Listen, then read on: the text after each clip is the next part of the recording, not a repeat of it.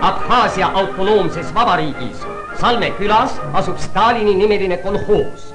Küla elanikkond on eestlased.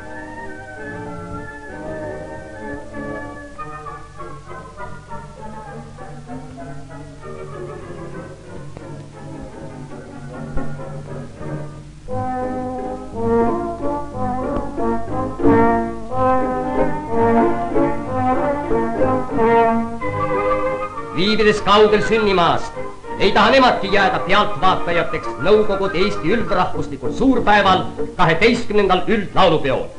Et peopäeval väärikalt esineda, toimuvad pidevalt lauluharjutused. Tallinnas saabunud 12. üldlaulupeo instruktori Lembit Verlini juhatus.